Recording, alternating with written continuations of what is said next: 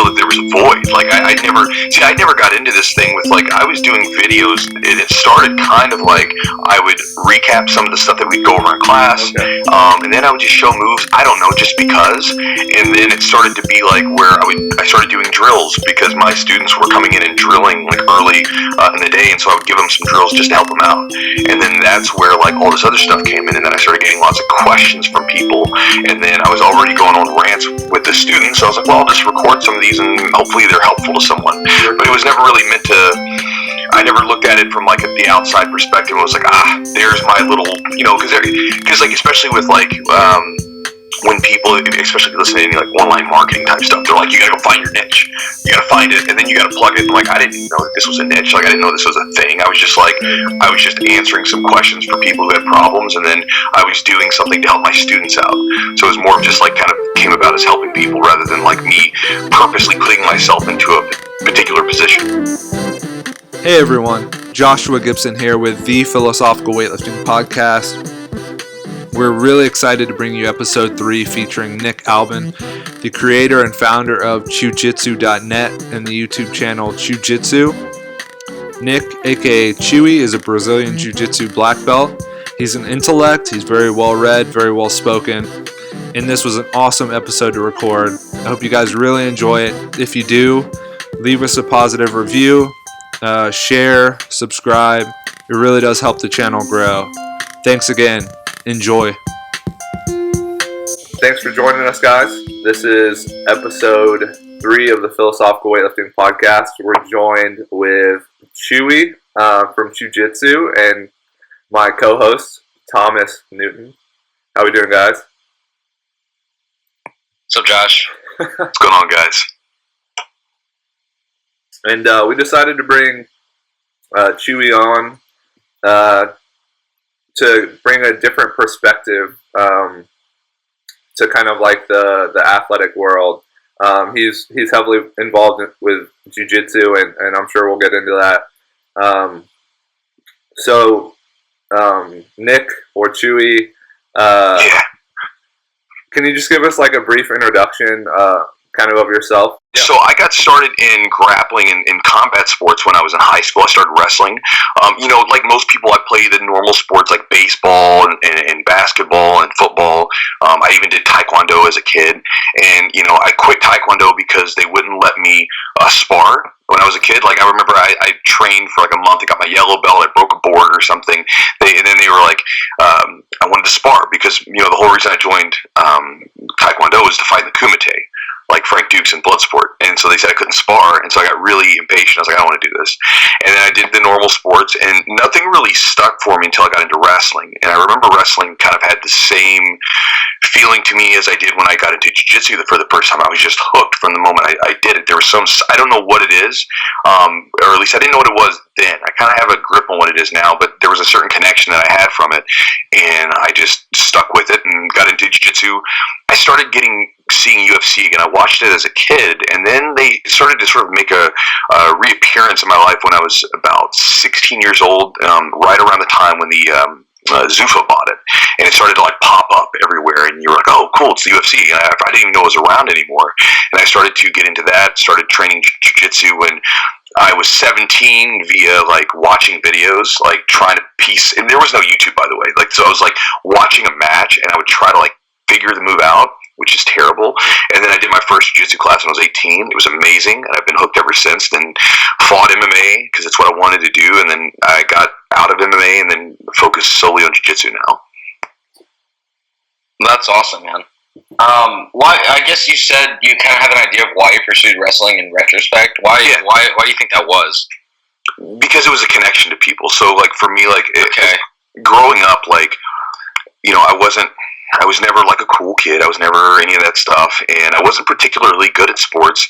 I was okay at them. Like, I was never bad, but when I got into wrestling, especially if you understand who I was at this point, I was a young kid. I got jumped when I was in 7th grade, and I was jumped by so I was like, what, like was 11 or 12 years old, and the guys there was one that was 18 years old, there was two 16-year-olds, and like they broke my nose and like hit me with a bat, like it was ridiculous, right?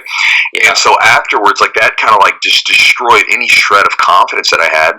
And when I got into wrestling, man, like it was like all of a sudden I got into this group of people, and it was really neat because we were all connected by this common bond, and you had like this big like hodgepodge mixture of people from high school. So, you know, during the day-to-day high school, you'd have like these kids would be all separated. You know, some kids were the cool kids, some kids were the nerdy kids. That was me, right? And everything in between.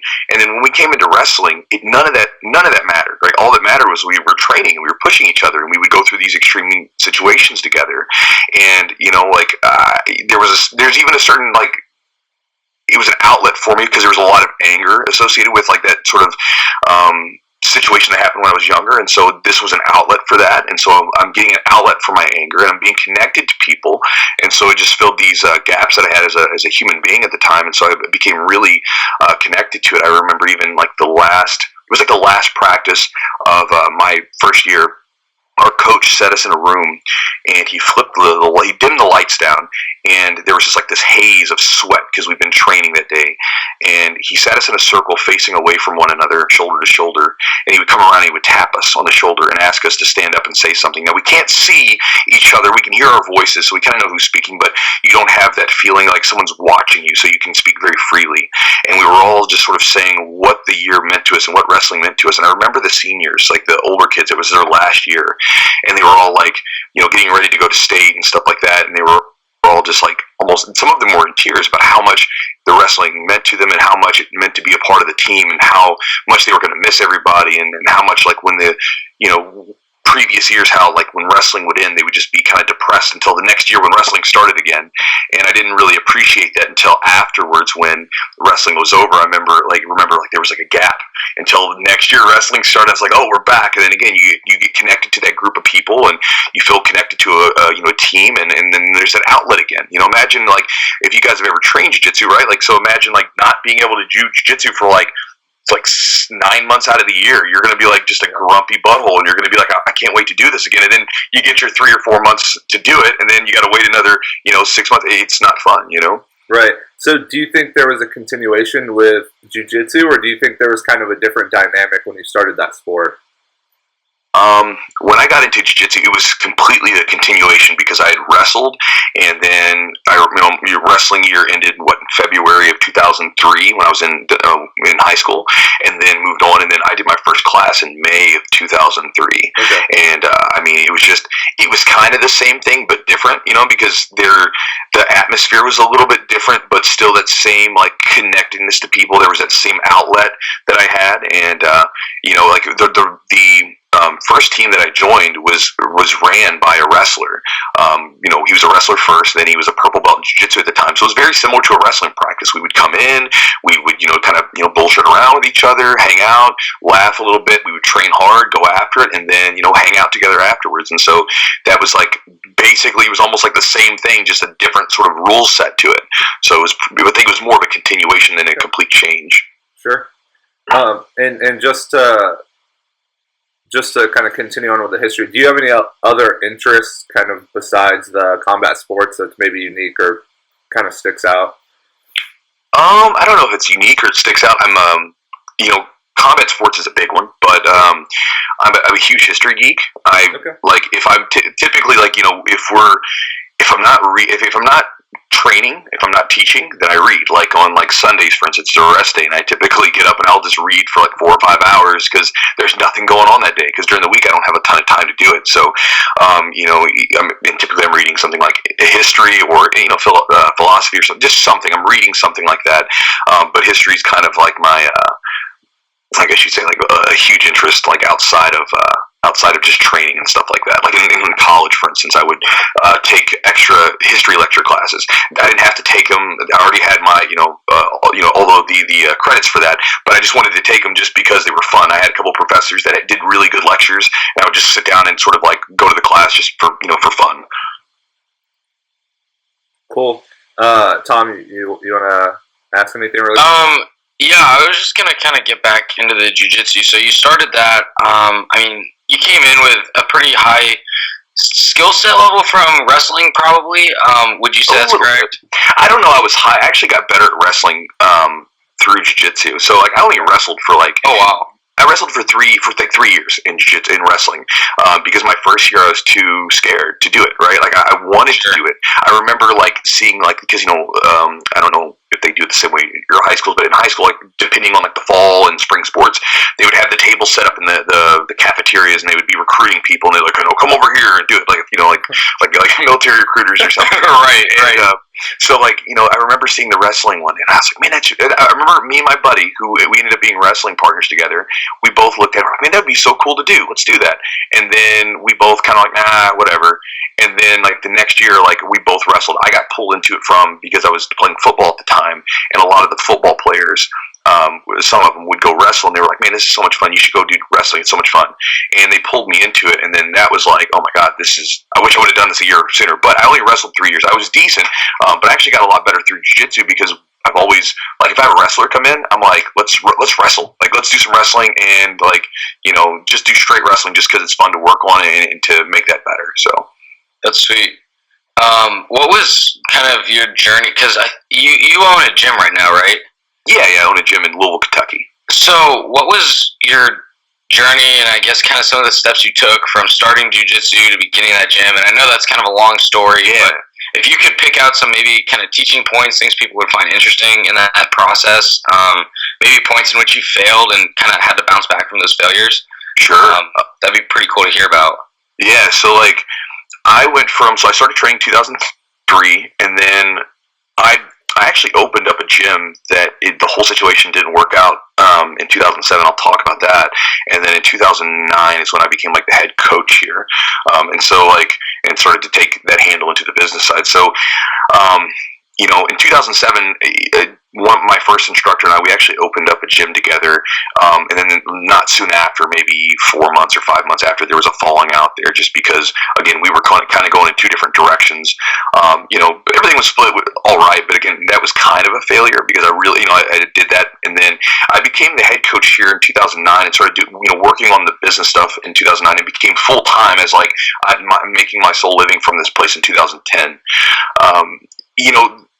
The thing that it's funny because I never intended to do this, and that's the thing. Like a lot of people, I feel like now, because people like myself and other people who have done this before me have like sort of paved the way a little bit, so you can see that it's possible. Before me, seeing other people do it, I didn't know that it was possible. Like, because no one was, when I first started, nobody was making a living. Very few were making a living doing jiu-jitsu, and so I never thought that was possible. So I just trained because I was having fun, and when the opportunity to do this as a full-time coach at first was sort of thrusted upon me because my coaches were leaving. I was scared and I was terrified because I'd been teaching a little bit, and I was teaching for free at the time just because I liked teaching. And I listened to a interview of some sort, and the person had said, hey, teaching is really good for your jiu-jitsu. It makes it better because you have to dissect stuff down and really break it down into little chunks, and you understand it better, which I think it does. I think teaching jiu-jitsu will make your game so much better. And so when then going from like 1 day a week to then all of a sudden I'm the head dude, I was terrified because I didn't look at it as, oh cool, I'm the dude now. I was a brown belt, and I looked at it as now, like just like when I came into jiu-jitsu, I had these like dreams and aspirations and these goals that I wanted to hit. Those dreams, aspirations, and goals and things like that, those are sitting on my shoulders now, and I've got to like try to help these people make those things happen. And that's kind of, for me, that was a little scary because it was a lot of pressure. Granted, it worked out well, and I remember like the first tournament that we did where I had been sort of consistently the coach for about 6-7 months, we killed it. We did really well. We did probably, had one of the better performances that we had up to that point, and so it went well. But as far as like failures, I mean, Jesus, man, like we've screwed up so much stuff along the way. I mean, it's like hard to pick one thing, you know what I mean? But the thing is, it's like the mistakes are good because it's like we would try something in the business, like, and then we would realize that it didn't work. And it's kind of the same thing where like, you touch a hot stove. You touch a hot stove, you're not going to touch a hot stove again because now you appreciate how hot it is. And so we would try something, and someone would say, or maybe we'd have this idea, maybe it wouldn't work, but we try it doesn't work. Okay, just like jiu-jitsu, you try the move, didn't work. All right, let's adjust some things and fix it and come back. And so it was like that. So I mean, there was nothing that ever happened to the point where like, we couldn't come back from. I mean, there were even times where like, gosh, there was a situation where like a particular bank got bought, right? And like over half of our members had their card, on that particular bank. And so in like a fail swoop, half of our income it was just gone. Now, luckily our members like were, again, they were into this gym enough that they came back and gave us their card, but at that point they could have just gone, right? And there were a few that did that, that's just the nature of the gym business. But there was a point where we looked at like the money coming in one month and we're like, like that's not good. You know what I mean? So I mean, there's been plenty of like mishaps and crazy stuff that have happened along the way, but I never really went into this with the idea that I'm going to be an instructor, I'm going to own a gym or anything like that. It just sort of happened. Yeah, that's interesting. Josh and I have talked before about kind of making it, and this is kind of cliche at this point, but about the journey and not the end goal, because sometimes you can get, kind of caught up in achieving one particular thing, but if you're enjoying the process, and it sounds like you really did, I think like your passion, and I mean, eventually you'll come upon a big break and enjoy it in the process. So and maybe you don't come across a big break, but again, maybe it happens at some point. I think that what I'm sort of looking at now is like, because again, just like you said, people are so worried about like the fruits of their labor, right? The outcome, right? And instead of worrying about simply just the action that they're taking right now, right? Instead of worrying about the present, this very second that we're at, they're worried about the future, like what's going to happen then, or they're worried about like, well, this happened before, instead of being present in the moment. And so, I think that some of that is because now people are looking at other people in front of them and looking at what they've accomplished and realizing, one, that it's possible, and then they just want it. I want that, right? And so, like I meet so many young people that I've had people even come up to me and ask me about how to be a full-time instructor, and they're like a white belt, and they just started training like 2 months ago. I'm like, dude, just train. Don't even worry about that. Just train, and if it happens, it's going to happen. Like, you know what I mean? Like, you need to go through, because again, you have to go through something, and like, especially if you're going to be like a full-time instructor or coach, you need to like go through some stuff. You need to have injuries. You need to have all kinds of crazy stuff happen to you that derails you, so that you can then fight through that. So then, when you are now like the coach or the instructor or the gym owner or whatever it might be, then you can help people, guide them through the same obstacles that they're coming through. And so I think that people just, just like you said, you got to just stop worrying about like what's going to happen eventually. You can have a goal, obviously, because goals are good, and kind of knowing like where you kind of want to go, but it's kind of a far off sort of just a guide, just kind of a rudder to guide you through. And then from there, you just got to look at it and say, okay, like what am I doing right now? And just focus on that. Yeah, for sure. Right, and I think that's really smart, because a lot of people don't realize that training in and of itself is kind of a wave-like. You're going to have injuries, and you're going to have setbacks, and that's just kind of the process. So I think it's really hard for beginners to kind of appreciate the amount of time that goes into it. Absolutely, and again, just you know what I mean, like time. It's like you don't even want to worry about it. You're just like, what am I doing right now? Just do it, right? So. And did you have anyone? Sorry, go ahead, Josh. No, you're good, man. Go ahead. Did you have anybody kind of leading you or mentoring you on this process? You seem to have a pretty awesome perspective on kind of your journey. Man, I didn't have I had some mentors, I guess you'd say. Like, the first person, we'll keep it sort of strictly to the gym business type stuff. We don't necessarily have to. We'll go a couple different places, but like, so the gym business stuff. There was a guy that I met when I was a young kid, about 18 years old. I was working waiting tables at the time, and there was this older guy. He was about in his like late 60s at the time. And you'd never know it by looking at him. Everybody thought he was like late 40s, early 50s. And he was this big, giant, strong guy. And he would come in and eat at the restaurant. And I remember one day he said, hey, why don't you come down and work out at my gym? He's like, I'll give you like a discount membership or something. And so I would go to his gym and work out. And I remember looking at this older guy because, he would get out there, and like I remember on Fridays we would do max out night. So we would just like do a heavy lift of some sort and see who could lift the most, or like, just kind of push each other. And it'd be about a group of like 5 to 10 of us doing it. We'd all just lift and kind of bullshit around with each other. And even then, like just day to day, he was this really vibrant person, and especially at that age, I hadn't seen anything like that, because most of the time when I had met someone that was like in their 60s, they were kind of broken down, both like physically, their bodies were broken, and like mentally, they weren't like, they didn't have like a great sense of humor. They weren't excited. They didn't get up and like goof off and just like maintain almost like a childlike mentality to some degree, like where they're just being silly all the time. And I thought that was so cool, because one of the things that I was scared of when I was younger, because as I looked around at adults when I was 18 years old, I would look at people and I was like, man, they just seem like a shell of a person. Like, I'm excited right now. I'm young, and like I don't want to lose that. I want to like maintain that silliness that I have, and I want to like be who I am. I don't want to have to like have the world break me down.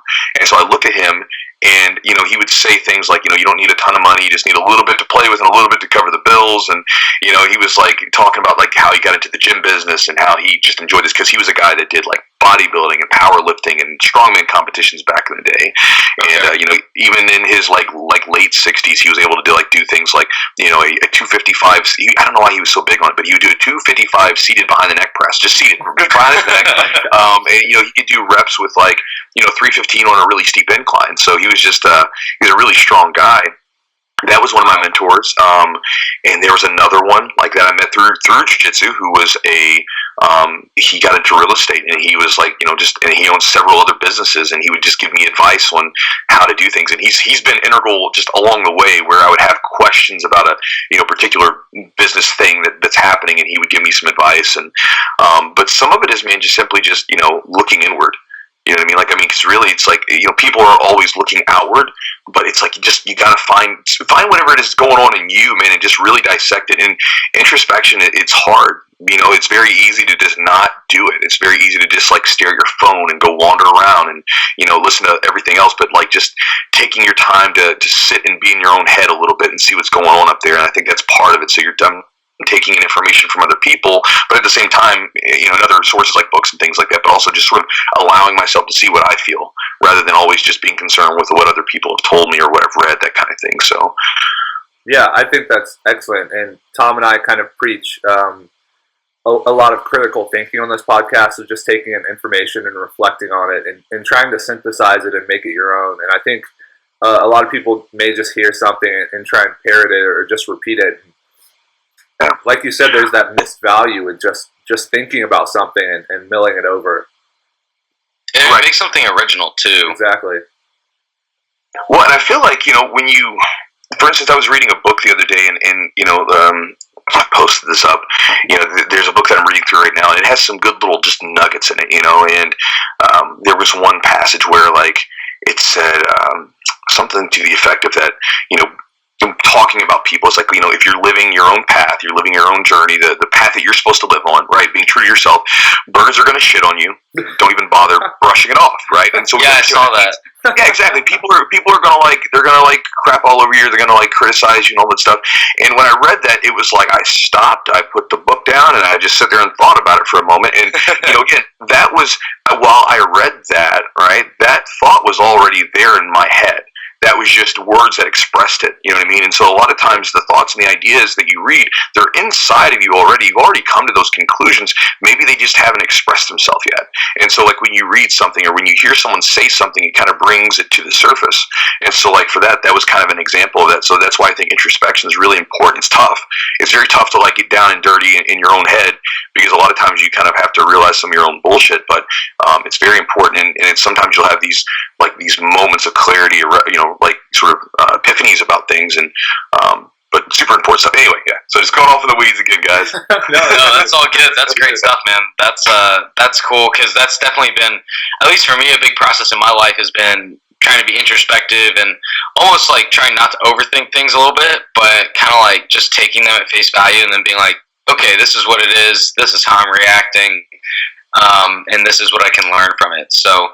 No, I think that's pretty valuable stuff, man.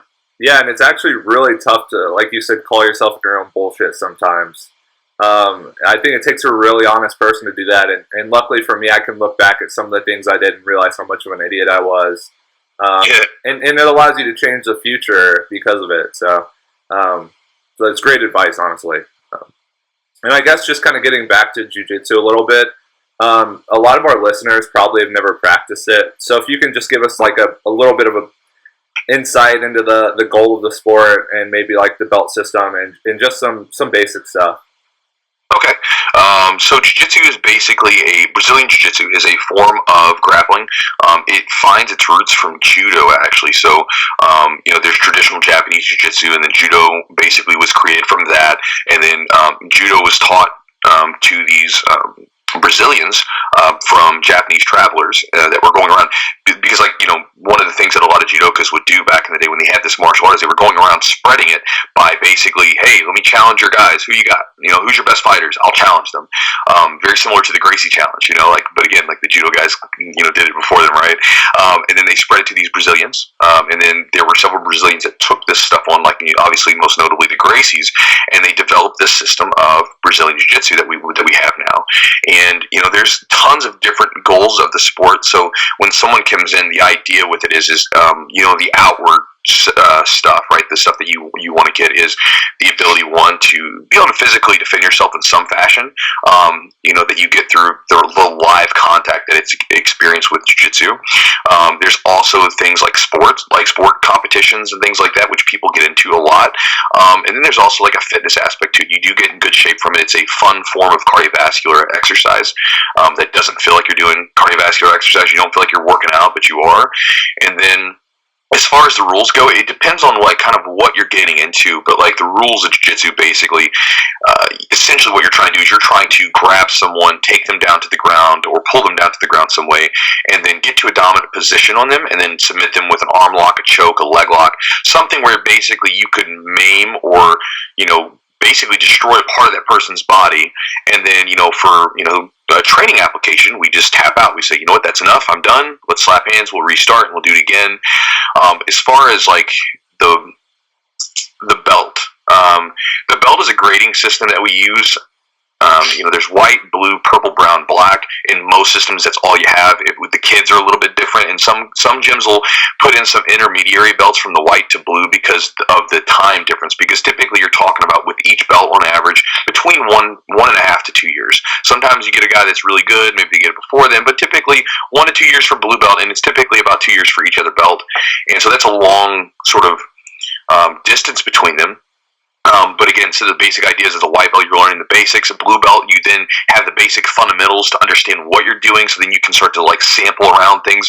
Purple belt is kind of where you start to develop your own particular style and specialize into things. Brown belt, I feel like, is more of a refinement where basically you're just fine-tuning the game that you have now in order to reach black belt, and then as black belt, you basically just restart and do it over again. I mean, and then at that point, you have, it's almost like when you think about the course of a musician, right? A musician will like basically dissect other people's music for years and years and years and years, and then eventually, once they get to the end of that, they then do their own thing. I think there was a guy, I can't remember who wrote it. I think several people have written the same similar quote in different forms of art, but basically you got to learn the rules, and then once you learn the rules and you master them, then you break all of them. Yeah. And it's the same thing with jiu-jitsu. You learn all the rules, you follow your instructors, you do all these different things, and at the end you start to create. And sometimes your own like moves and the way that you tweak them are not exactly what's considered orthodox or the norm. So sure. And kind of a more philosophical question, are there like particular duties or responsibilities of each belt that are kind of just unwritten or unspoken? I mean, that's going to be so dependent upon every gym. You know what I mean? Every gym's a little bit different. Like here in the beginning, like at our gym, as a white belt, you're supposed to just learn some basics, man. Just like learn the fundamentals.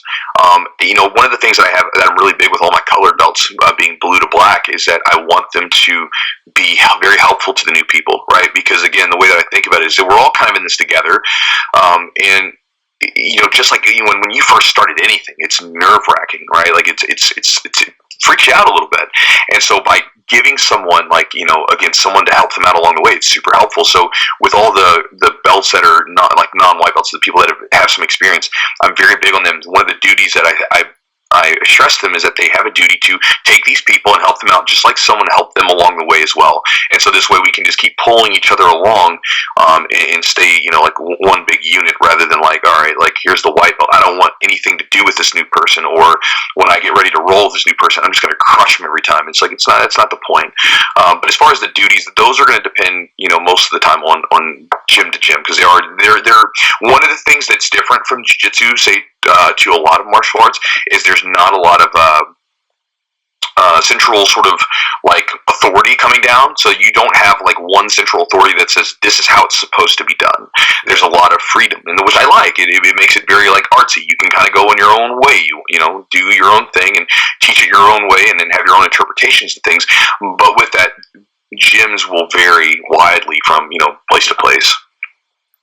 Okay, and I'm sure like when I say jiu-jitsu, I'm sure a lot of people have certain images come to mind. Do you think there are any like myths or misconceptions around what exactly it is, or maybe what people think about it typically when they hear the word? I don't know if there's any myths or anything like that. Like, I mean, I think that people see it and they think it's cool, and I think most people at this point who kind of get into it, they kind of know what jiu-jitsu is to some degree. They understand it's some sort of grappling thing. The only myth that or sort of misconception that I think it is that people a lot of times if they get interested in it, they get scared. And again, this is just simply fear of the unknown, but they get afraid of doing it because they don't think that they're going to be good enough. And one of the cool things about jiu-jitsu is the fact that like you can pretty much anybody can kind of be good at this stuff. It's less about a physical capability and more about like, can you just grind? Because if you can grind, your body will figure this stuff out eventually. It'll find a way.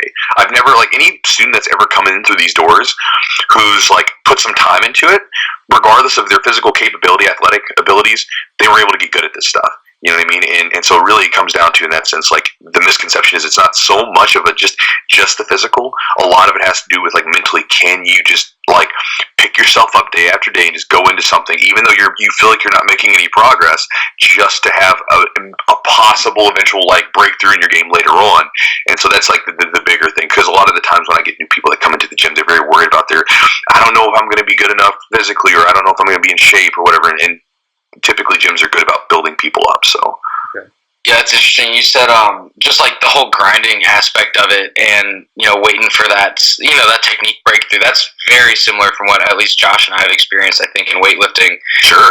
Just week to week, it can look very different, but then all of a sudden one day you just hit this awesome snatch, you hit an awesome clean, and everything just clicks. And sometimes from then on it's perfect and it's great every time, but more often than not, you kind of just have to continue to come in and you experience those failures, those technique failures. But as long as that upward trend, and Josh is always stressing this to me because Josh is coaching me right in my program, as long as that upward trend is good, that's what we're looking for. And I think a lot of people can get too bogged down in just that one day, what happened that one day.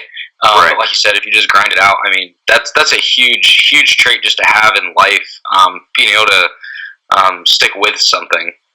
So it's funny that you were talking about like weightlifting and stuff. The person that owns the gym with me, Joe, we were a CrossFit affiliate here. He obviously has a CrossFit gym here, and he also runs some strength and conditioning, just strength training, right? Basically basic powerlifting type stuff here at the gym. And one thing we were kind of laughing about is because when he first got into CrossFit, he originally did bodybuilding, right?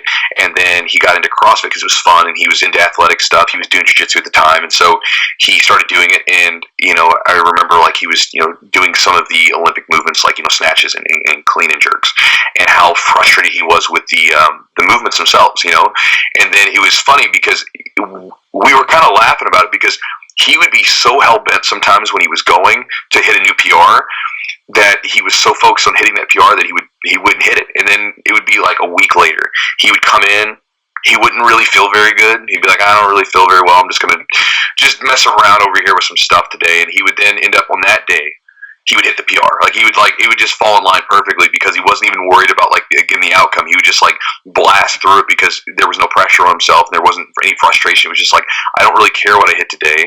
And in turn, like his mind was just was basically in the present. It wasn't anywhere else. It wasn't focused on like, am I going to hit the PR? It was just like, I don't really care. I'm not trying to hit a PR. I'm just trying to see what I can do today.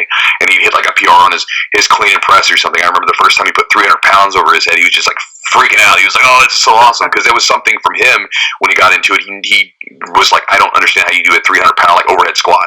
And he did it. He was like, oh, so that's what it's like. Cool. Now on to 350. Let's get that done now. That's awesome. That's so cool. I'm a big CrossFitter. I kind of just started to get back into CrossFit after a long hiatus. So That's pretty cool. I didn't realize that an affiliate was run out of your gym as well. Yeah. So I do have a question. Since you do have like that more of the strength and conditioning side now, what do you think that a lot of people miss in their jiu-jitsu game? Do you think it's like proper strength training or proper nutrition, flexibility? Oh. Everything, man. Like, jiu-jitsu gets like this, because there are guys that definitely strength train jiu-jitsu, but like jiu-jitsu gets this, like, from what I've seen, you get these people that like have no interest in physical training whatsoever, right? And then they do jiu-jitsu, they're like, oh cool, this is like a way that I can be in shape, and I don't actually have to work out. You know what I mean? Like, now there's meatheads and people like myself where you just like working out, you enjoy it, you have a great time with it, but a lot of people just, they don't enjoy it, and so jiu-jitsu becomes their workout. And from dealing with my students and other people, I've seen one diet is terrible sometimes, right? Like, because again, you're going from a person who wasn't really in shape, not really worried about it, which typically, if you're exercising, that exercise becomes a catalyst for you to be like, look, I want to get the most results from my workout, so let me like tune my diet up. But if you're not working out, and most people know this when they have an injury or something, typically when they're not working out, their diet seems to slide off because you're like, it doesn't even matter, whereas, if you're getting ready to go hit the gym, you know that cheeseburger is going to affect you poorly, and unless maybe you're a power lifter. And then so with that, like, their diet's a little off. And then as far as like strength and conditioning, one of the big things I see is they either do none or they will do like repetitive motions of the same stuff that like they do on the mat, right? Like, so there's like these weird like quote unquote functional exercises that people do, and you're basically taxing the same damn muscles that you're doing when you're training jiu-jitsu, instead of like saying like, okay, like, for instance, jiu-jitsu, we have really friggin' our hips get all jacked up. We stay too tight. There's very little hip extension, right? In jiu-jitsu, you're kind of constantly in flexion, and so your hips are for people, if you're thinking about that, basically when you're sitting in a chair, your hips are flexed, right? So you're kind of like that when you're laying on your back, your legs are locked and you're pinching your knees in, and your knees are up to your chest, and you're kind of constantly in that crunched position. And so you need to do things to work on extending the hips out and really straighten your back up, And so doing things like I actually get a lot of benefit out of either doing like sumo deadlifts. I don't necessarily do them super heavy all the time, but man, it's a great exercise to really just force those hips through. And doing a lot of upper back work in addition to everything else, because a lot of guys that I'll know, like, if they do some training, they typically do they do too much like pressing. And then it's only further facilitating that really tight pec, and that the front of your shoulders and everything else, which is just making that rounded posture that we get from jiu-jitsu even worse, instead of worrying about other stuff. So I'm kind of just rambling at this point, but I mean, a lot of jiu-jitsu guys, they lack a proper diet a lot of times, and I'm not saying that everyone does, but I see it a lot because people are typically not athletes and they didn't get into it for that reason. And then on top of that, with the strength training, they typically lack a good, well-rounded strength training routine that's going to strengthen their body and help prevent them from getting injured when they're on the mat. Because a lot of times, if they train jiu-jitsu with no strength training to balance that stuff out, they're going to run into muscle imbalances and issues where then they're going to their body's going to be out of whack and they're going to start getting injured years down the road. Right. And I guess just backtracking a little bit, I did have a question that I think deserves a little bit of clarification. So what exactly is the difference between the Gracie style of jiu-jitsu and maybe like other camps? Because I know Gracie is huge and that's like the most well-known name. Sure. But I don't really understand, and a lot of people probably don't, like what exactly their focus is. Is there like a specific style or? I mean, it's one of those things where again, it's mainly it's a brand, right? It's a brand of jiu-jitsu. So I mean, jiu-jitsu is jiu-jitsu, man. I mean, it's all grappling. It comes down to the interpretation and the way that they practice and train it. Most Gracie gyms will typically have a stronger focus on things like self-defense, right? Some of them do it very well. Some of them do it very, very well, and some of them do it very poorly. Like I've been to gyms like where their self-defense technique, the way that it was practiced, I think was incorrect. Where in a lot of cases there was very little live training. And I think that one of the things that jiu-jitsu, like one of the most beneficial things, is that you are like trying to get your body desensitized to stress when you basically are being physical with someone. And if jiu-jitsu's techniques, the techniques in jiu-jitsu are not necessarily unique to jiu-jitsu. There are some that are kind of, but when you break down forgotten the fundamentals of jiu-jitsu. They exist in like some other martial arts, but the big difference is the way that we practice. It's the way that judo practices. You do live training, so this way when you go up against someone who's really trying to resist you, you know what it feels like to try that stuff out. And so I've seen some gyms that do very well with that, and then other gyms where not so much. One of the things that some of the Gracie gyms do that I think is really smart is that they really focus on a slow progression of the beginners. In some gyms you'll go to that are not Gracie gyms, you'll just run in and you walk in the very first day, and what happens? You get thrown to the wolves, which is not a smart thing because you're going to get injured if that happens, more than likely. And so I think that they do a good job of building beginners up and having a strong curriculum in the beginning. I'm not necessarily the biggest fan of a curriculum, but I think having some sort of guideline to know what you're going to show these people in the beginning so that you can build up their fundamentals is smart. But really what it comes down to is most Gracie gyms are going to have a higher focus on self-defense. And typically they do rolling and they do sports and stuff too, whereas a lot of Brazilian Jiu-Jitsu gyms will be kind of a mixed bag. Some gyms are a little bit more sport focused, some gyms are a little bit more self-defense focused, and some of them are just like kind of somewhere in the middle, and so you just kind of have a little bit of everything. And some of them are like MMA gyms, and their sole focus is on how to fight in a mixed martial arts cage.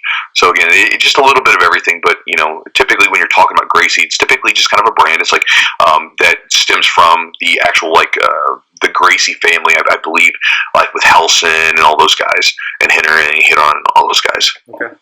So, Chewy, I got a question. I'm a new guy. I'm just starting jiu-jitsu. How do I pick a gym that fits what I want, but also has good coaching? Like, what are some things I can walk in and instantly see and be like, okay, this is good coaching. This is a good gym for whatever they're trying to do. And then how do I pick a gym that fits my needs? Again, that'll depend on the person. How long have you been training? Just out of curiosity. Like a month, and I had to stop just with other time commitments. But I'm starting up in September, so cool. So as far as finding a gym, the biggest thing that I would say is, to me, you got to be connected to the people. I think if you don't have a connection to people when you're in there, it's not going to be cool. And so I think that when you go into a gym, one of the things you should do is like, do you feel comfortable? Do you feel welcomed? Right? Because I've had several people come out to my gym because we're kind of in an interesting situation where we are on the southwest end of town, and we have people that drive like an hour 20 minutes to get here, and along the way they pass like 4 different gyms. And one of those guys, I asked him, I was like, I'm just curious, why did you stay here? I mean, I'm very appreciative. I'm glad you're here, but why?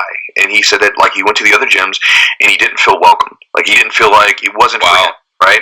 And he said the people were nice enough, but he just didn't feel like they were bringing him in. And then when he walked into our gym, like as soon as he walks on the mat, someone's coming up, like colored belts coming up to him. Hey man, what's your name? Like, nice to meet you. Need some help? Like, like everybody's just kind of in this big little group together trying to help one another out. And so he felt welcome. He's like, okay, I want to be a part of this. So I think that if you're like me, and this is the only thing I can base it off of experience-wise, is that you want to feel welcome. You want to feel like you're being brought into a group here.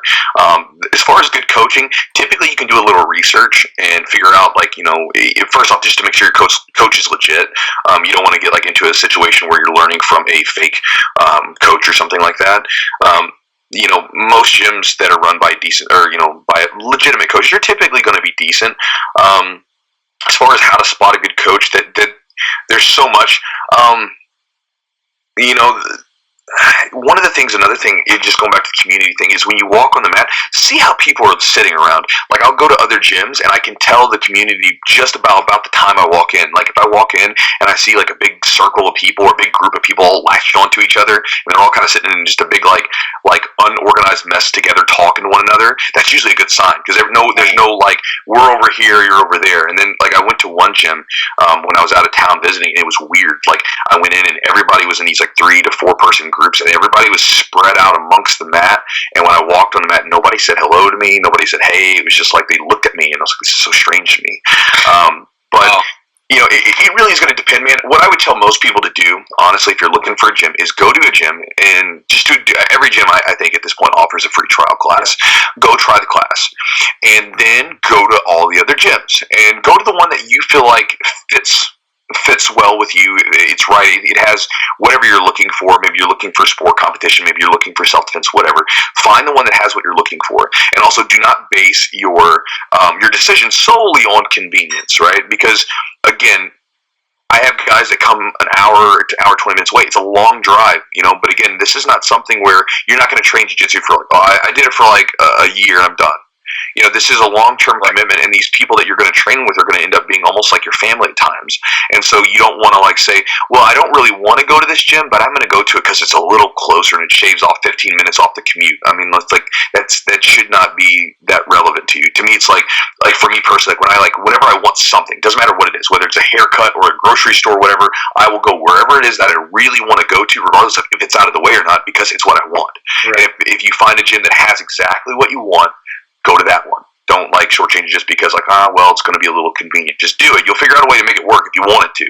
Right. Sure. And just do that. But it's hard to say. Just try them all out and figure it out from there. Yeah. Okay. Speaking from personal experience, it is very nerve-wracking the first few times, just because you've never been in that situation before where you're actively, I don't want to say fighting, but you're sparring someone else. And it is super stressful. So I think having that community, like you said, makes it a lot more of a comfortable atmosphere, and you just kind of feel a little bit more relaxed. Right, and it's those people that are going to pull you along for the years to come. You know what I mean? If you don't feel connected to a group of people, and you're getting your face smashed on the mat, and you're running into little tweaks and injuries from time to time, and your body's sore, and your wife's or your husband's what the hell are you doing? You have to have a reason to come back and say, I feel connected to this team, and I got to be a part of this. And then if you don't, you're not going to stick around with it. Yeah, and it was even huge just to have someone else to go with me and Josh. I think the first time he went, he may have gone along, but then the first time I went, I definitely went with him, and that was big to get over that kind of initial barrier. But yeah, I don't know. That was just really helpful for me. Yeah, absolutely. I started with a friend myself, when I first started jiu-jitsu, because I wrestled, but I was nervous, man. I was nervous of getting into a new situation. And I've talked about this before. It doesn't matter what I've done. I went to a dance lesson once, and I was so scared about the dance lesson. And it was 2 weeks after a mixed martial arts fight. So I just ended up fighting a guy in a cage, and now I'm going to a salsa lesson, and I'm scared, man. I'm nervous and just all jittery, and plus I was on a date with this girl that I was trying to talk to, and so I was super embarrassed. And there was this moment where the lines are switching up, and basically we're all dancing, and then the coach would say, all right, switch, and then the circles would rotate around one another, and you would get a new partner. But there was an odd number of people, and so it ended up falling on me, and I had no dance partner. I'm just sitting there moving around. I'm I have no friggin' clue what I'm doing. Someone please save me. And the girl that I was talking to at the time, she runs over, and because she'd been doing this for a while, she runs over, she grabs me, and we start dancing together.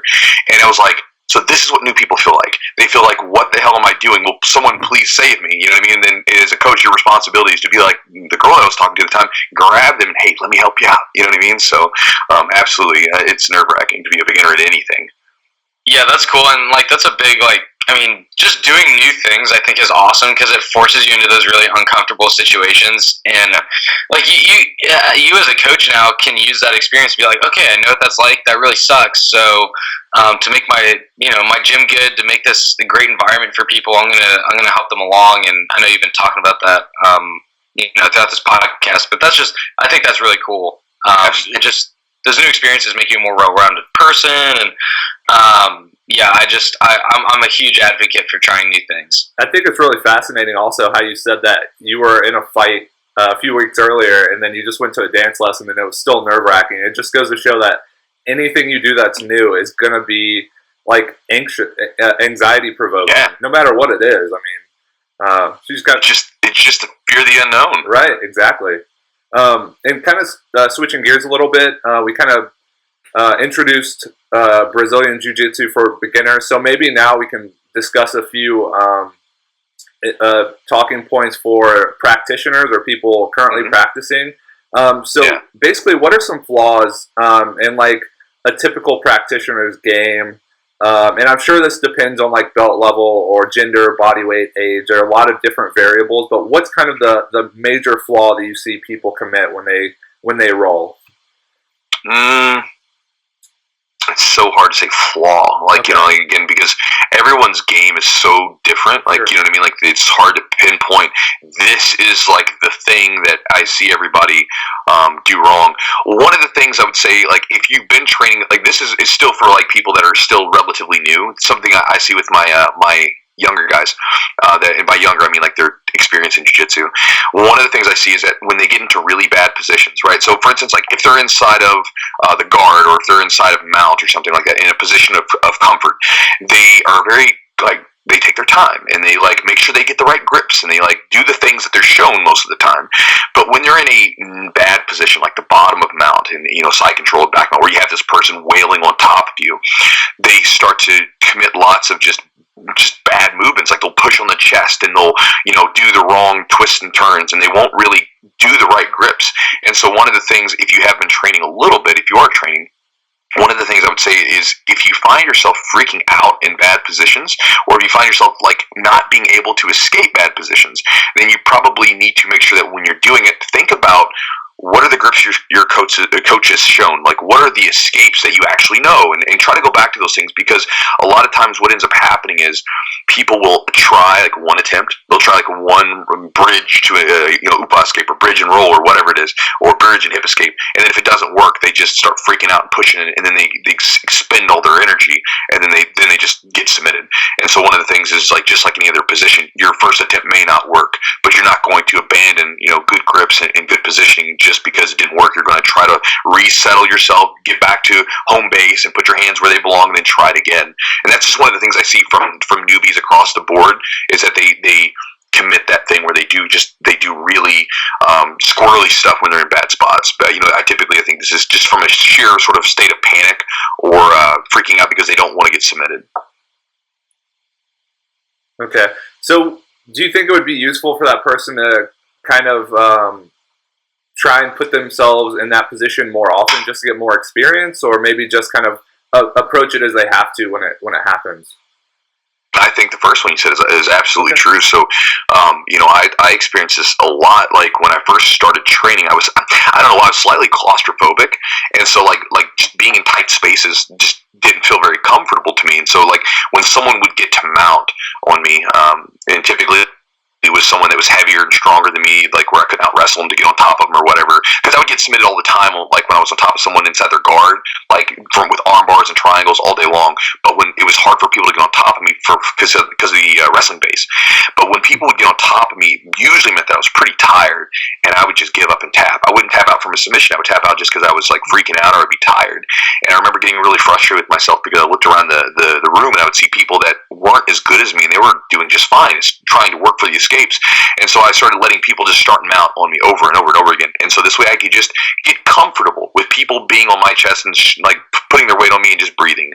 And so, anytime, and this is true just jiu-jitsu, or if you want to get into like sort of the parallel to life, anytime you're in a place that's uncomfortable to you, that's where you should go.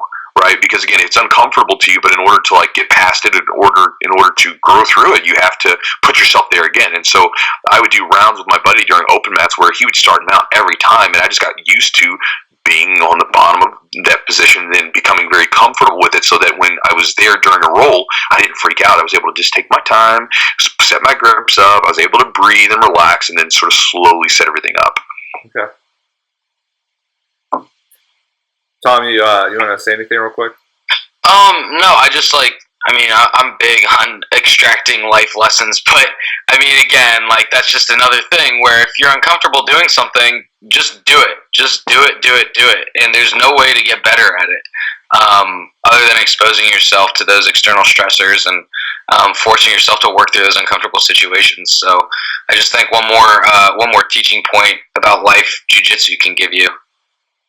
It's jiu-jitsu, it's anything that requires a really, like, anything that's tough, anything that's going to have a long sort of journey to it, that's going to require you, and I keep saying grind or push or whatever you want to use, right? Yeah. But anything that you do, whether it's weightlifting, where you have to like learn all the technique, or powerlifting, where you have to, you're getting stronger, you're pushing yourself, or jiu-jitsu, or any of that stuff. There's just a good translation, and to me, like one of the biggest things that you can get out of it is simply just to friggin' put your nose down and move forward, man, regardless of the situation, and not be afraid of like, when you get into uncomfortable spots, instead of being fearful of them, you go forward like a warrior, and you just push through them and go forward instead of kind of backing away from them. Yeah. Josh, did you have any more jiu-jitsu specific questions? Yeah, and we kind of touched on this earlier. But what are a few tips maybe outside of the gym that you would give someone to kind of take their game to another level? Maybe it's with recovery or relaxing or kind of taking their mind off of jiu-jitsu. Something that's benefited you and that maybe would benefit other people. Let's see. So some stuff they can do maybe outside of the gym. Yeah. One is, I've enjoyed yoga. I started doing yoga about a year and a half ago, and I've gotten a lot of value out of that. It helps relax my body because, in jiu-jitsu we're going hard, you're pushing yourself, and you get very tight, and so yoga is sort of a different, thing. You're just focused on your breath, and you're focusing on sort of like loosening everything up, and it helps sort of wind me down a bit. Again, I enjoy reading.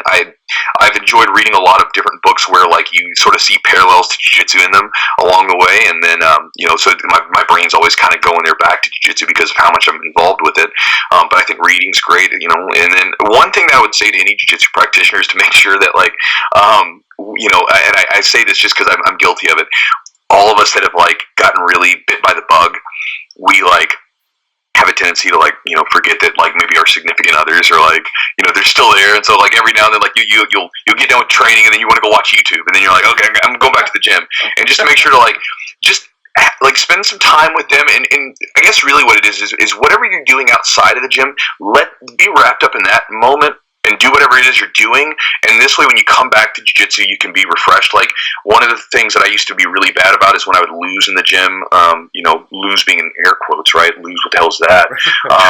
But I would lose in the gym and I wouldn't have the best day, and I would leave and my day was wrecked. Like the whole day it's just beating in my head over and over and over again. I can't stop thinking about it.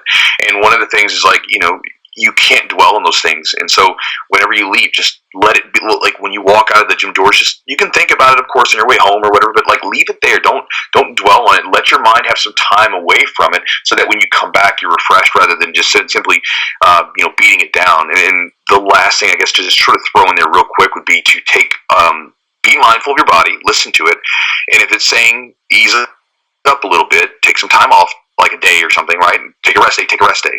Like I have a lot of my students where they want to push through, no pain, no gain, and they want to push through things too much, and you'll get a lot more out of your body. Again, you learn this from weightlifting and strength training, right? Like you're not going to go like. You're not going to like try to test out your 100% every friggin' day, right? You're going to have some days where you're going to work on a lot of technique work, and it's a little bit easier. Then some days you're going to push it in one way. The next day you might push it in another, but you're not going like super hard all the time.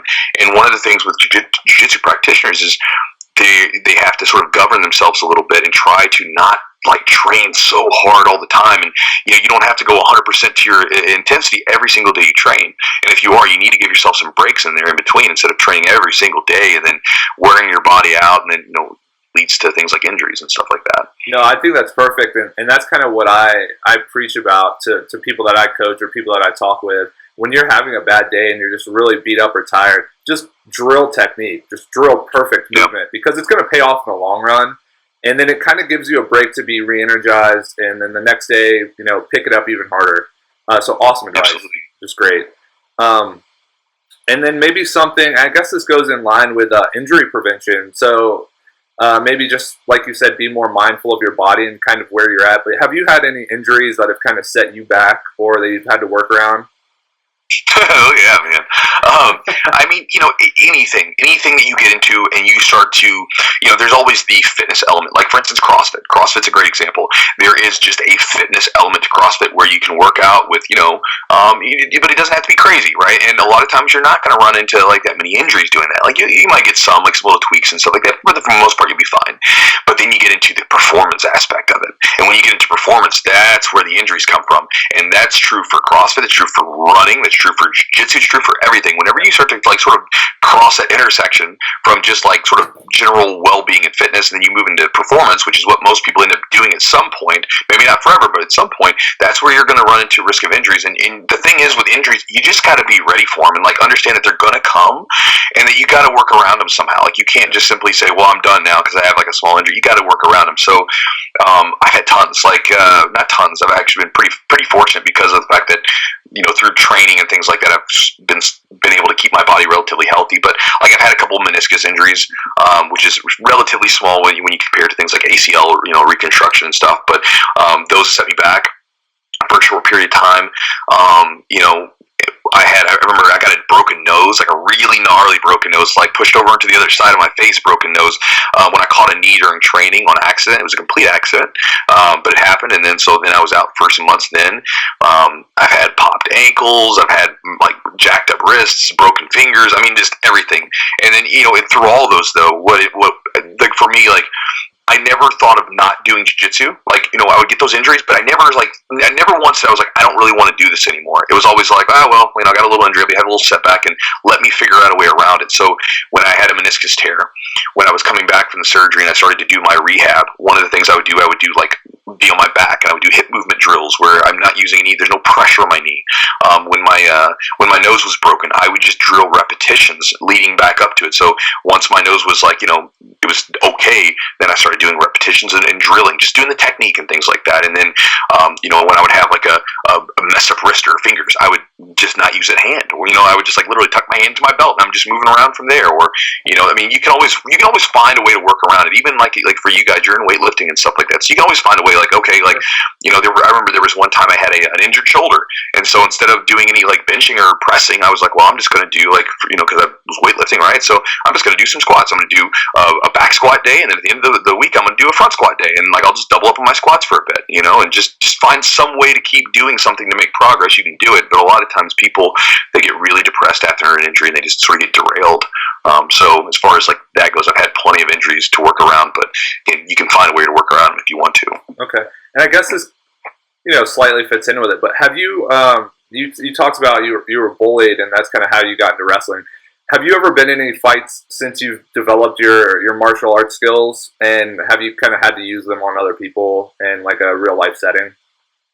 Yeah, I've had a couple, not a ton, but I've had a few. There was one, I talked about this in one of the videos. There was a guy, like it was like one of my first days out with like at a bar when I was 21, and this guy bumped into my girlfriend, and he immediately like, I was 21 years old, and so I went like was like hey, and started barking at him, and he turned around and immediately was in my face. I could smell the alcohol on him, and I could look down and see his fists were clenched, and his posturing was such that he was probably just going to attack me. So I sort of tried to diffuse the situation, backed off a little bit, and he was still not having it, and so I just put him in a choke, choked him out, laid him on the ground softly, and walked off. And then as I'm walking, I remember like looking back and seeing him kind of wake up, and I heard one of his buddies saying that like that guy was a ninja or something, right? Because this was before the UFC was really that big, like, so no one really knew what I was doing. And there's been a couple situations where for the most part I've been able to diffuse it. One of the things that I found through like jiu-jitsu is that a lot of times, like, with my demeanor, like, man, I'm so like when I train, like that energy to like really want to like do harm to people is, because we all have it. Like, I don't care who you are. Like anyone that's like went down the road sometime and some guy cut you off and you want to get out of your car and just choke them, right? Everybody's had that feeling at some point. But like with jiu-jitsu, you get rid of a lot of that, like, because you're just like, I'm like, I don't even care. Cut me off, cool, man, whatever. If you say something like not nice to me, whatever, man, that's cool. I just don't care. I'm like, I train. Like I don't have time for this. So one of the things that I found is, through the physical confidence that jiu-jitsu has given me, my posture is in such a way when I'm walking around that people really don't see me as like a target necessarily. Like, I want to go mess with that guy. And that's something you learn about if you read up on like the way that we stand and the way that we posture and the way we move around. Like, typically people look for those things, especially guys. And then with that, like, when someone does say something maybe not the nicest to me, or they do something that I don't really agree with, I've been able to avoid those fights because I really, like, again, I can diffuse a situation because I feel very confident in myself. I don't need to fight anybody. And at the same time, I don't really, that energy that would have been, like, if someone said something bad to me and I didn't train, I would probably get really angry about it. But since I train, I'm like, cool, man, yeah, that's awesome, whatever, keep moving on. So I really haven't had to use it that much, but I've had maybe a few fights, and they've all been pretty quick and painless. I've never really had to punch anybody or anything like that. I've been able to control with jiu-jitsu alone. Okay. That's awesome. Yeah, that is really interesting. And kind of just to get into this last little section that we have, it's more like the philosophical or abstract section. But and you've talked about this throughout the podcast, but maybe more specifically, how has jiu-jitsu or combat sports changed you as a person? Like, what kind of character traits do you think they've developed? And how has your kind of your demeanor, your personality changed as you've become more experienced with them? Like I said, when I was younger, I had a lot of, definitely had some issues with like, sort of, again, that stream from a bunch of different things, but a lot of issues that were sort of under the surface, and they would sort of pop up from time to time. And in turn, I had kind of a temper when I was younger. I would get very angry and stuff like that. As I got older, again, those things were almost like, just for lack of a better explanation, were kind of beaten out of me. You know what I mean? And as far as jiu-jitsu, what it's done for me is there's been so many challenging situations that I've been through over the years, and so it's forged me in a way where, like, I'll run into a challenging can't speak, situation outside of the gym, right? And when I do that, like, a lot of times I'll look at it very, very similar. I'll say this to myself. I'm like, man, like, and it's like weird stuff sometimes, man. Like, I'll just, because I used to have some social anxiety when I was younger. Like, for instance, talking to a girl. I remember that was a big one, right? I'd see a girl and, like, everybody can, like, remember that. But I'd be like, look, man, I train with guys I fight guys. These guys are trying to choke me all the time. I'll just talk to this girl. It's no big deal. You know what I mean? Or, like, there have been situations where I wanted to just do something that wasn't in my comfort zone. And then I would think about, like, man, I did that when I was in jiu-jitsu, right? Like, it was just nervous at first, but I had a great time. Just go do it. Yeah, okay, I'll go do it. So a lot of times it's really, if I've gotten one thing I think is really cool, it's been able to just simply throw myself into situations and not really be that worried about what the outcome is, but just being able to do it because, like, again, you understand that it's going to be challenging, and you're not going to be able to just simply figure it out instantly. And it's going to be tough, but that, again, just like through jiu-jitsu, if you just trust in yourself, sometimes things will come out just fine, and you'll be able to work your way through it. Yeah, that's excellent. That's great. I always talk about with Tom just resilience, and I think sport can teach you that the most. Is just kind of keep showing up, and when you're put in an awkward situation, just show up, and usually it turns out pretty well. I mean, it's like, what's the worst thing that could happen? A lot of times, like, when you look at that, it's like, oh, that's probably not that bad. You know what I mean? It's for most situations that I've been in awkward wise, right? It's like, what's the worst that's going to happen? It's probably not going to be as bad as the worst thing that could happen when I'm on the mat day to day, right? So it's like, and I don't know, you just become deadened to that feeling, where most people, like, they'll have this anxiety about something, it's like, through jiu-jitsu, I've been in so many situations where I've second-guessed myself, and I just said, screw it, I'm going to do it anyway, and you realize that just in a lot of cases, there's so much more to us than what we really think, if we just allow ourselves to put ourselves in those situations, like, I mean, hell, I remember the first time being a black belt, right? Being in a big black belt tournament, my first one, and I didn't even, it was like a weird, like, realization. I'm looking around, and I'm seeing guys that, like, I was watching when I was a purple belt, like, win tournaments, and, like, I watched them and dissected their games and, like, held them up kind of on a pedestal to some degree, and I'm looking around, and I see all these dudes in the bullpen with me, and then I look down at my waist, and I'm like, oh, I'm in here with these guys. Like, holy crap, it was, and I just instantly was like, there's no way, right? There's no way I'm going to be able to, like, touch this stuff. And then when I got out there, I was able to do very well at this particular tournament, and it took second. And, like, even during the last match that I lost, it was a very competitive match, and me and this guy were going back and forth, and I was like, oh, I belong, and like, I surprised myself. I was surprised myself with what I was capable of doing. And again, that's the way that I think about it. It's like, we're very quick to sort of doubt ourselves a lot of times, and if you just allow yourself to not get too up in your own head and just put yourself out in that stream, you know what I mean? Like, just see where you go. A lot of times there's just so much more to us than what we think. So this kind of brings up the question. You had idols before, and now you're kind of an idol to a lot of people, and you're a black belt. So who are some people that you look up to now, and that you kind of still try to develop yourself or develop your game after? Oh, man, I mean, to me, it's, and I hope I don't like the word idol, and I never would want to be considered like an idol. I basically just say, hey, man, here's some experience that I've had, and I hope they're helpful to you. You know what I mean? But as far as, like, things I watch so much stuff, man. Like, I mean, dude, even as far as my jiu-jitsu game goes, right? Like, I'll learn stuff from my students sometimes, because like I've got a brown belt right now. Like, just the other day we were talking about a particular grip with the gi, and I remember, like, I had a particular idea on this grip, and then he was like, well, I found a lot of value out of doing this, and it was different than mine. And after I tried it, I was like, you know what, you're right, man. Like, that's a better way to use it. And so for me, I still learn stuff from my students. I still watch stuff online and like look at people the way they do things. I'll watch matches, like, and it doesn't have to be just the world championship sort of stuff. It can just be things, regular matches at tournaments, just to watch the way that things are done and sort of take notes. And so, again, I don't know that there's one particular person that I watch religiously, but just a conglomeration of people, just tons of different people, and just try to take what I can. That's going to be useful for me and my students. Yeah, and that's interesting because I feel like in fighting sports, especially, and particularly with jiu-jitsu, for some reason, I found that there's just this, I don't know, like a culture of humility. It's almost kind of demanded. And sometimes.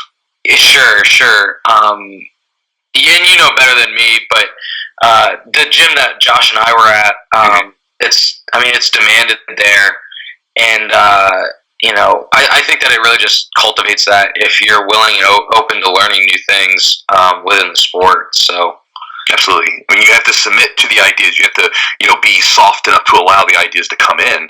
And so you can't be, like holding on to something, and this is a problem that I'll run into a lot of times with, like wrestlers that come in. They hold on to this idea that I'm a wrestler and I've always got to be on top, and then like even with like really good athletes and other sports guys, it would be like I had like college football players come in, and this kind of goes back to the mental thing. Like they have such a hell of a time doing this stuff because they go from being a star in their previous sport to being like, man, I've got a 16-year-old kid that can whip around my back and choke me out. This is really hard to deal with. Yeah. And instead of submitting to that, like, being humble and submitting to the art, right, and allowing yourself to just take it in, they're like, no, screw this, I'm done. Like, I'm not doing this anymore. And so you have to be humble through it. The only nasty part is that sometimes, like, once guys get their black belt or they get to some sort of status point, the nasty side of their ego can reemerge, and then it kind of gets a little squirrely because then you'll see things where you'll have teachers that are like just bonkers, or they treat their students very poorly, and that's a negative side effect. That's just more of a personal thing than anything else, but that just happens from time to time. Most people, I think, in general, like through jiu-jitsu, are typically good people because of the fact that you have to just be able to humble yourself, and typically it's a good weeding out process of jerks and assholes. Yeah, and I've personally experienced with that myself because Tom and I are pretty strong guys. So the first day we went in, you kind of just assume that you can muscle people around, but you quickly realize that it's not about how strong you are. It's about leverage and technique. So it's tough, man. It's definitely it definitely dampens your ego a bit. But something I wanted to ask was, what was the worst mistake you've made, maybe as a practitioner, or something you look back on and really regret doing? Man, worst mistakes that's such a hard thing to pinpoint because I've made so many. I'm sure I've probably made more than most. Like for me, like I was the kind of kid where like I would get a new video game, and like for instance, a friend of mine, we played video games two different ways. He would get a video game and he would look through the instruction manual and he would dissect the instruction manual, and then he would start playing the game and know every control and all that stuff. For me, I was always the kid that would just like throw the instruction manual to the side and just start pressing buttons till I figured it out, and I would always go back for reference. Yeah. And so like I'm very much like I just got to get my hands dirty like before I can really think about it. And so for me, I've made a lot of mistakes, but those mistakes are super helpful because it's kind of, again, it's what helped me, and I think it's what helps most of us, where again you have an idea, and then when you realize that idea didn't work out the way you were thinking it was going to, right? Just like you touched a hot stove, just to use that analogy again from earlier, right? It reminds you like, oh, this is why I don't do that, or this is why I shouldn't do this. Okay. But one of the mistakes, I guess, that I had, especially that really took me several years to overcome, this was mainly due to insecurity, was the fact that I just felt like I always wanted to win, right? Like I just wanted to win so badly. Every time I stepped in the mat, it was a fight to win. It wasn't like I wasn't practicing, I wasn't training, I was trying to win. And so that was really bad because it really got in my way. You know what I mean? Instead of, again, being focused on the moment, the practice, the here and the now, the second to second of what I'm doing, I was focused on the fruits of my labor, the outcome, what was happening at the end of it. And that was a bad thing because it limited me to a lot of positions. So, it would be like in weightlifting, right? Like if, we'll say just the powerlifting. So you got your bench, squat, and deadlift. Let's say I was really good at the deadlift. All right, well, I'm going to do deadlift all the time. And when everybody else is squatting, I might try it a little bit, but I'm going to go back to the deadlift, because that's what I'm good with. And so it was the same way in jiu-jitsu. I had like moves that I was good with, my A game, and I would just stick with that the whole time because I was trying to win. And I really didn't get over that like fully. Like it slowly sort of was, like ripped it out of me from time to time, but it didn't leave me until I was about a purple belt. So I was, several years into the art at that point. And it was at my second gym. My coaches came up to me and they said, "Man, listen, you've got to you're using the same stuff over and over and over again, whether you're up against a really good person or you're up against a brand new person. Like, you got to play around with some different weapons and you got to be able to relax a little bit." And I mean, it was like, oh. And it took me, a little bit of time to do that, and then my game sort of went into this dip, because again, you have a guy that, again, going back to the analogy, we're doing deadlifts all the time. All right, well, I'm great at that. Now I decided to really dedicate myself to a squat or a bench press. I'm sure I'm going to be strong, but there's going to be a dip there where I'm not going to be good at those exercises for a bit. I'm going to build them up, and that's what happened with my game. This dip happened, and it took me about a year to really come back up out of that. And so, for anyone that's watching, it's hard. It's a mental thing, and again, you gotta know, again, introspection. You got to realize you're in your own bullshit, and you got to be willing to try to overcome it. It's going to take time, but you can't step on the mat every day and expect I got to win everything. You just got to be just there. That's all that matters. Is that you're there, you're training, you're there with your friends, you're pushing yourself, you've made it to the gym. That's it. And just make that your focus. And there are times where when you're getting ready for a competition, you can turn that mindset on and you can flip that switch and go for it. But just be willing to just have fun with the art, because again, one of the things that people maybe don't think about is the fact that, like in wrestling, for instance, where that mentality was forged, it was, there's a season. We're preparing for a season. We're preparing to win at a tournament. And in wrestling, you were just taught, all right, let's just get good at a few things. In jiu-jitsu, there's no season. There's no here's the season. I mean, there's certain seasons for gi and no gi and for certain tournaments, but for the most part, you're probably training year round. And so don't be afraid to sort of just step off the gas pedal a little bit and just have fun with it, and just get beat and get yourself into bad positions and make all sorts of mistakes and just have fun with it and develop new weapons with your game, and don't be so worried about being beat. So yeah, that's super insightful. And always it's a lot to take in. I always talk to people about kind of having this strength ceiling. So basically, you're this good now, and with how you're doing the movement, you'll always have this limited potential. So if we take 5 steps back, really work on technique, really work on the way we approach your training, we can raise that ceiling a lot higher. But it's going to take time. It's going to take effort. And luckily, our sport's the same, man. It's 365 a year, every year. So you can always work on something and try and develop yourself, but you don't always have to be going full bore. Right, and you were talking about that with the movement. That's true. I've seen even with guys here in the gym where when they come in and they've done some strength training before, and they come over to do either our strength training classes or they do the CrossFit classes. A lot of times their movement patterns are poor, right? Sure. And so when they're being taught these new movement patterns, right, like getting down to a proper depth squat, or how to do a correct deadlift without rounding the back, and all these different things, a lot of times the weight drops, because their form's not where it needs to be. And now you're recruiting muscles in a different way, but in the long term, it'll be better for you, right? But just like you're saying, now you're learning something new and your body's having to come down a little bit, and you've got to be willing to just humble yourself and be like, all right, I'm okay. And man, it's so hard for a lot of the guys who, identify with being I'm strong, and then they come in and all right, man, well, you're not even hitting, you're not even going to parallel in the squat. Right. We've got to drop the weight. Let's take the plates off and let's get you moving first. And it's so hard for them to deal with, man. Yeah, I can easily see why your YouTube is blown up, man. You're just a well of knowledge, just incredible experiences, super insightful. So I have a question. What are some resources outside of jiu-jitsu? So you said that you read a lot. Do you have any books in particular, or maybe some documentaries, or anything that you use is sort of an educational outlet, basically? Sure. Some of the books that have helped me, with the introspection, where you just sit and you can think a little bit. Things, the common books. I think most people will know these, things like Seneca's Letters, Meditations by Marcus Aurelius. The basic Stoic philosophy. I really enjoy those books, and there's a lot of truth to them. And when you read them, you can just hit something, and you can sit there and just think about it. the Tao, Lao Tzu, right? You can read through the Tao Te Ching, and you can say, okay, like, let me read one chunk of this, and what does this all mean? It doesn't make any sense, but can I make sense of it? You know what I mean? And so there's so many things that you can do like that. Like, I like philosophy for that aspect of it, because you can just look at things, and it gets you to think about like your own mindset. Because, like I said, you'll see something, and you'll say, wow, that speaks to me. And then you're like, well, why does it speak to me? Right. And then you have to you have to process your own junk in your head and figure out where that's coming from.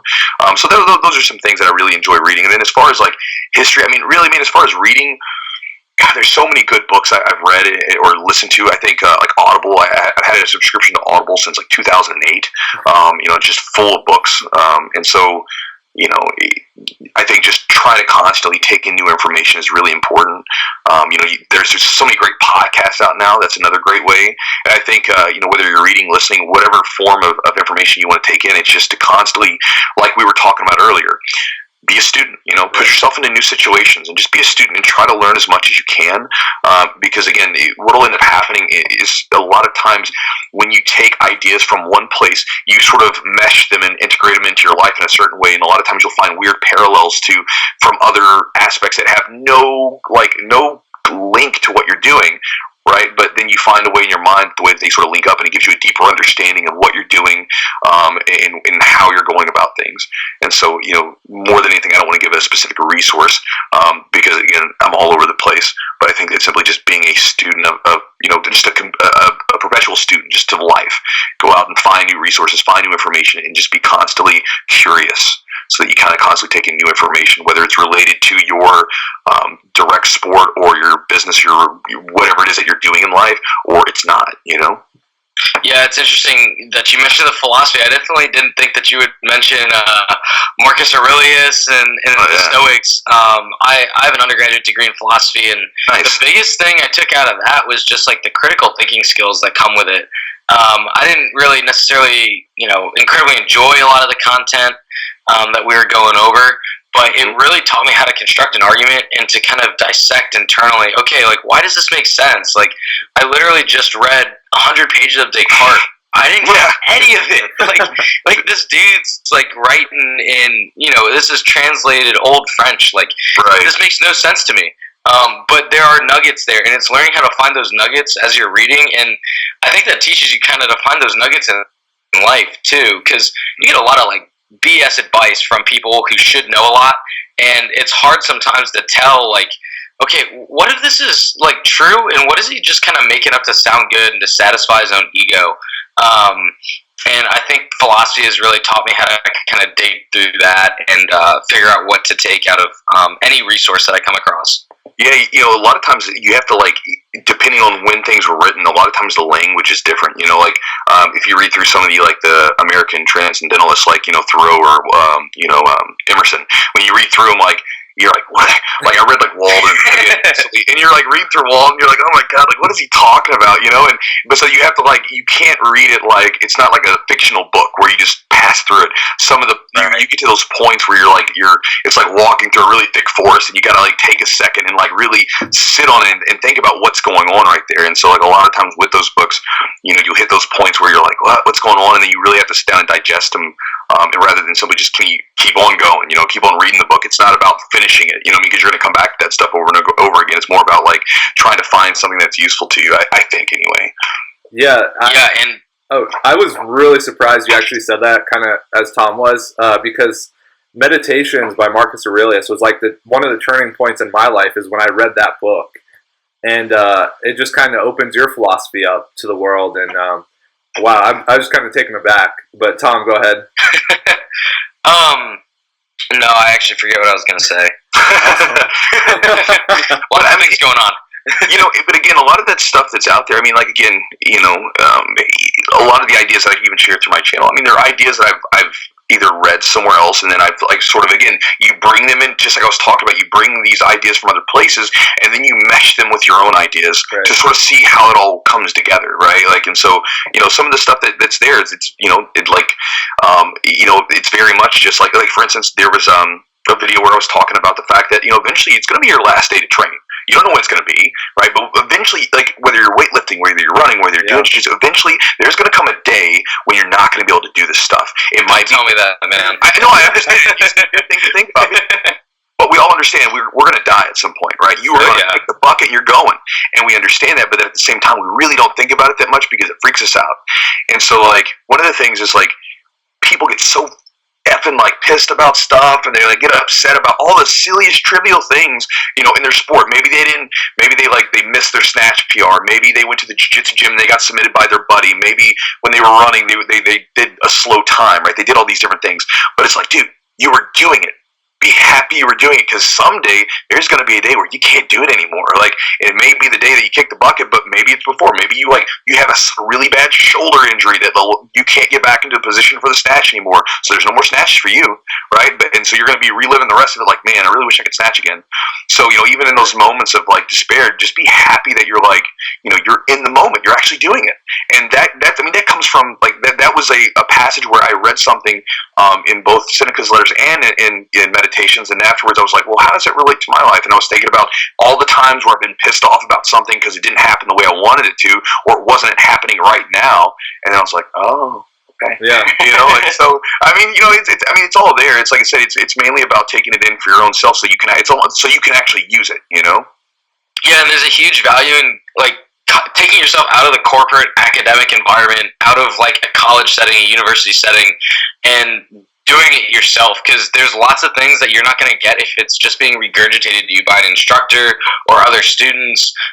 There's a lot of value in other people's opinions because they might see things you don't, but at the same time, I think you need to come at that from your own perspective first and synthesize it, like you said, with what you've already got in your head. But that's why I think it's useful to have this background that we have, because like Chewy said, every time I hear some kind of information or advice, I always relate it to weightlifting or strength training or something that's really beneficial to me, and it makes me understand it or helps me understand it, and then I can, you know, teach that to someone else, and then they can interpret it and synthesize it. I agree. So, and the last question I have here before we kind of wrap up is one thing that you couldn't live without. One thing that I couldn't live without, mats. Mats, that's good. Like, I have some mats, man. Like, if I wasn't able to train, I'd probably just go nuts. Yeah, and luckily for you, man, jiu-jitsu is literally, like you said, all you need is a mat, and you can just start rolling. Absolutely, you know, like I'm lucky enough to have a gym full of amazing people to train with, and you know, be able to, you know, just be a part of, you know, with this whole team that we have here. Right. So Tom, do you have anything you want to touch on before we kind of start wrapping up? What's the name of the just to kind of close this out? What's the name of your gym, and what's the name of the CrossFit affiliate there? So we're in Louisville, Kentucky. The name, and we're literally side by side one another. So the name of the jiu-jitsu combat sport gym that we have is Derby City MMA, Derby City Mixed Martial Arts, and then the name of the gym is Grindhouse CrossFit. So they're right next to one another. And okay, cool. So are people kind of free to just drop in and check it out as they please? Yeah, you know, I encourage everyone. I don't really dig mat fees that much. So if someone's ever in town, they're ever in Louisville, or they're nearby, and they'd like to come train, whether you would like to come to the CrossFit affiliate and train and do some CrossFit over there with Joe, you know, my business partner and friend, or if you want to do some jiu-jitsu with me and the guys, again, it's free. If you really have a great time, you're like, man, I'd love to support you guys, buy a t-shirt or something. But as far as like just stopping by, it's just free. So just come out and have a good time with us and, you know, see what it's all about. I don't think there's anything better than getting a nice workout in and then going and rolling with some people. So it sounds like a great time.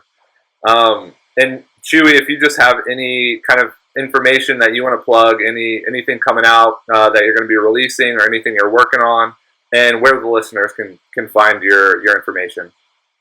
Yeah, I'm always working on something, man, so I don't want to, like, you know, say I'm working on this right now because there's always something going on. But if your listeners are interested in anything I got going on, you can check me out. You can find me at YouTube. My channel is Jiu-Jitsu, and then my website is jujitsu.net. I chose that because .com was taken, and so it's been .net, and, you know, there's blogs there that go all the way back to, like, 2012, and there's other things that they can check out, you know, for me and whatever else I've got going on. Okay, and I really want to thank you again for coming on. I mean, it was fun. Yeah, it was a pleasure, man. And you're kind of the first official guest we've had, so it's nice to get kind of some different input from different experiences. So, well, thank you guys for having me. Yeah, no problem. Yeah, thanks for showing up, Chewy. It was a great time. And if you'll just wait for a second, I'm going to kind of sign out, and then we can do the formalities afterwards. Yeah, sure. So I just want to thank you guys for listening to another episode of the Philosophical Weightlifting Podcast. It was a great time. We had a great guest, and I'm sure I'll post this on all of my social media accounts. If you ever have any questions, just get in contact with me. Thank you, Chewy. Thank you, Tom. And we're out.